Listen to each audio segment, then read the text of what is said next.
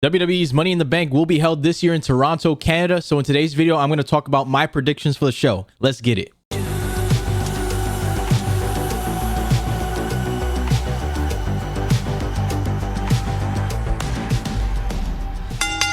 Yo, what's going on, guys? It's JLD and we're back at it with another video for you guys today. We have a new Elgato face cam. Let me know down in the comments if you like it or if you like the old camera better. Let me know down below. You already know that for today's video, we had to get the Money in the Bank briefcase because what other way to celebrate than to have this with us? So Money in the Bank this year will be held in Toronto, Canada, and it is home to the traditional Money in the Bank ladder match where the winners of the men's and the women's get a briefcase towards a championship opportunity anytime, anywhere in the next year. For those who don't know, this event used to be a one-off match that used to happen in events such as WrestleMania, but as the years went by, they decided to make a whole PLE for it. And at the moment, there are 5 different matches scheduled for the event. So in today's video, I'm going to go over each of them in the order that I guess Wikipedia shows me them. And fun fact, I will not be making a review video of Money in the Bank because I'll actually be at Money in the Bank this coming Saturday. So I'll be making a vlog that will be coming very soon, probably by next week or the week after. But anyway, let's go over the 5 matches that are scheduled for Money in the Bank. And if you haven't done so already, make sure you subscribe to the channel and turn on notifications. That way, get some of the best wrestling content out there. And if you enjoyed this video, make sure to give it a thumbs up. So the first match I'm going to go over is Damian Priest versus Seth Rollins for the World Heavyweight Championship. This is Seth Rollins' first match back since WrestleMania. And if Seth Rollins loses, then he cannot face Damian Priest for the title for as long as Damian Priest is champion.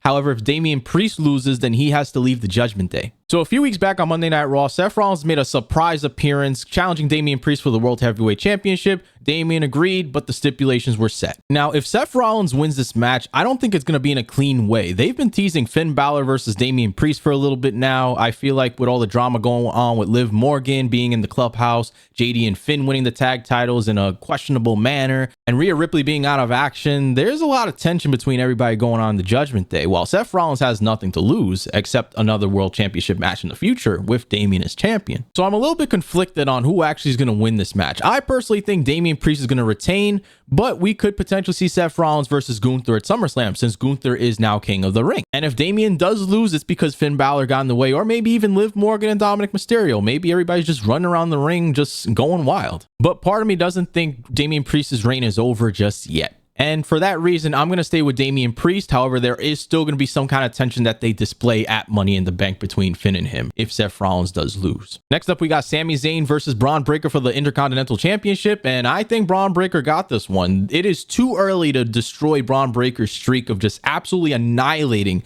everybody that is in his way. And like in my personal opinion, I feel like Sami Zayn's title reign is getting stale. He defeated Gunther at WrestleMania, and ever since then, it's kind of just been Chad Gable this, Chad Gable that. And now out of nowhere, Braun Breaker gets a title shot. I think Braun Breaker got it, but I don't think Braun Breaker's just gonna beat Sami Zayn. I think he's gonna absolutely annihilate him, whether it's spears on spears. Putting him in the hospital, I think, is going to happen. I feel like there wasn't too much buildup on this because just a few weeks ago, Braun Breaker was destroying Ricochet. Now Ricochet's probably off to AEW. So I feel like there wasn't too much buildup to this. So not too much to talk about besides the fact that I think Braun Breaker's winning. Next up, we have the Women's Money in the Bank ladder match, which consists of Tiffany Stratton, Chelsea Green, Io Sky, Lyra Valkyria, Naomi, and Zoe Stark. And if y'all saw my reactions on YouTube to Friday Night SmackDown a few weeks back, you saw that Chelsea Green won the qualifying match and you saw how crazy I got. I personally want Chelsea Green to win this one, but in my honest opinion, part of me feels like even though she's the hometown hero, they're going to give it to Tiffany Stratton and beat Tiffy in the bank. They've been pushing Tiffany Stratton for a while now, and she's a great competitor. She does amazing, but you already know that crowd's going to boo the hell out of Tiffy time if she were to somehow hold that Money in the Bank briefcase on the top of that ladder. If you want to see how I feel on why I think Chelsea Green should win the Money in the Bank ladder match, check out my TikTok account. Make sure you follow over there. I would like to give an honorable mention to Zoe Stark, though. She could benefit the most out of all of the women in this match from a push with the Money in the Bank briefcase,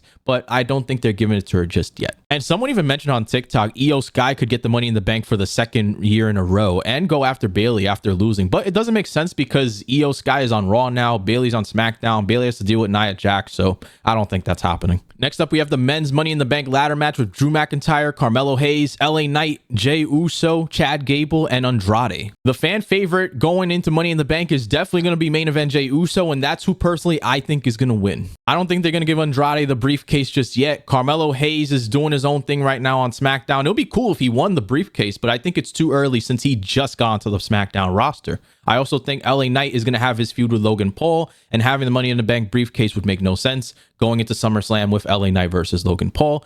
Chad Gable's dealing with the Wyatt 6, so they might even interfere and cost Gable the match. And Drew McIntyre, if he were to get the briefcase, it wouldn't make sense going into his feud with CM Punk. There were even some rumors that AJ Lee was going to help Drew McIntyre get the win, or AJ Lee could cost Drew McIntyre the win because of the way that he beat up CM Punk back in SmackDown in Chicago. And like, Jey Uso has had so many championship matches that he's lost that I think it's time for him to get a push to an actual championship match to win a title, because Jey Uso definitely deserves better and should win this Money in the Bank ladder match. And then the final match of the evening is Cody Rhodes, Randy Orton, and Kevin Owens going up against the Bloodline in a 6-man tag team match. Now, they haven't disclosed which 3 of the 4 Bloodline members are going to be competing. They just said it's a 6-man tag team match. Maybe this coming SmackDown, Jimmy Uso will return and be the 4th member for Cody, Kevin, and Randy. Make it an 8-man tag team match, but we'll just have to see. Also, with Jacob Fatu, he does have a criminal history, so it is at the moment questionable if he will even be able to get to Canada. If he is able to, it's because WWE was able to get him the hookup, so we'll just have to find out. But at the moment, it could be Solo, Tama Tonga, Tongaloa, or it could be Solo, Tama Tonga, and Jacob Fatu. We don't know. We'll find out maybe on SmackDown. Or maybe they'll just choose at Money in the Bank. But the way I see this match going, I personally think Randy Orton is going to betray Cody Rhodes, costing them the match, so the Bloodline still looks strong to this day. And if Roman Reigns does show up and returns at Money in the Bank, that would be insane to see him come down to the ring and attack Solo and the Bloodline. But with Sika unfortunately passing away earlier this week or last week, and on top of that, Paul Heyman just getting assaulted by the Bloodline at Madison Square Garden, I think it would be too early. I think they want to have Paul Heyman have some time off before Roman Reigns fully returns, which could potentially mean SummerSlam. This can also set up Randy Orton versus Cody Rhodes at SummerSlam for the WWE Championship. Randy Orton turns into a heel, Cody Rhodes goes after him, and that sets up that match, and the Bloodline still looks strong after their 6-man tag team match. But yeah, guys, those are my thoughts on the 5 matches going on at Money in the Bank. Once again, I will be at Money in the Bank, so I will not be making a review video on it, similar to how I make my prediction videos here, but I will be at the event, so I will be making a vlog video, so you guys will get to come with me and watch the show with me as I enjoy the show in Toronto. I might even try to go live maybe once or twice while I'm out there, but it just depends on availability. I do want to be a tourist also. I've never been to Canada before, so not only will I be at Money in the Bank, but I'll be touring around and being a typical American tourist. And let me know what you guys think about my thoughts and predictions going on for Money in the Bank. If you agree with them, if you think they suck, let me know down in the comments below. And if you haven't done so already, make sure you subscribe to the channel, turn on notifications, that way we get some of the best wrestling content out there. We try to do live streams as much as possible, as well as prediction videos and just videos overall of everything in the wrestling world. So as we go for YouTube partner, it would mean the world if you could help us out, subscribe, and just check out everything we got. And with that being said, I'll see you guys on the next video. Peace out.